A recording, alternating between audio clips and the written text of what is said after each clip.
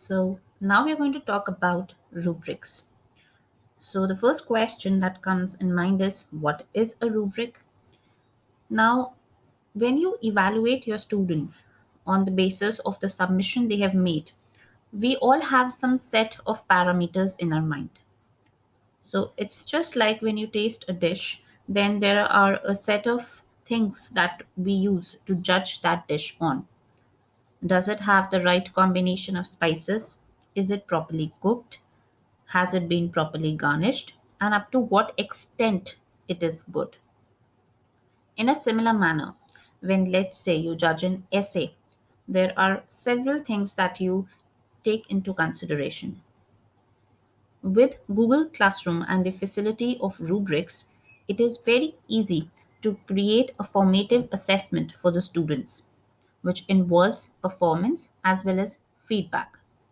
So before the student submits the assignment, the student will have the rubric in front of him. So he will know that this is my scorecard and these are the aspects on which I will be judged. Accordingly, he will try to make his submission. Also, once you are grading, you can just evaluate on the basis of those parameters and accordingly give the marks to the student. And finally, when the student receives the score, he or she will know that this is what I scored on individual parameters. So now let's start. What we are going to do is, first of all, we create a simple assignment. So let's go to the classwork section. In classwork, create assignment. So now I'm going to give it a name. So let's say this is assignment 1, and I'm just going to write the topic of the assignment also right here instead of attaching a file, which you can easily do with the add option. But of course, my focus would be on the use of rubrics. So let's say my question is, what is the impact of MOOCs on Indian education system? So this is my question.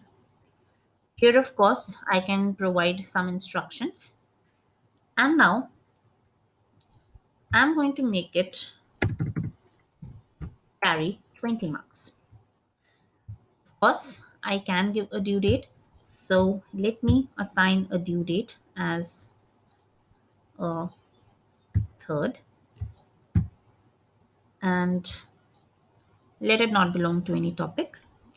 But now my focus would be creation of the rubric. So for creating the rubric, this is the button that we have to go to. So this is rubrics here.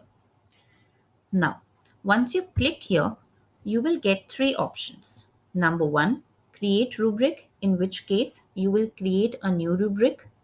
Reuse rubric, in which case you will be able to reuse a rubric that you have already created. And finally, import from sheets, which is when you have exported your rubric to a sheet, then you can import the rubric from that sheet. Now, in this particular case, first of all, we are going to select create rubric. So now this is the rubric that I have. This is my question. And when you open this, the interface that you get will have two fields to fill in.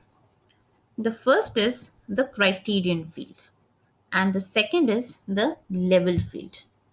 Now, talking about criterion, so this is the parameter on the basis of which you are going to judge the student.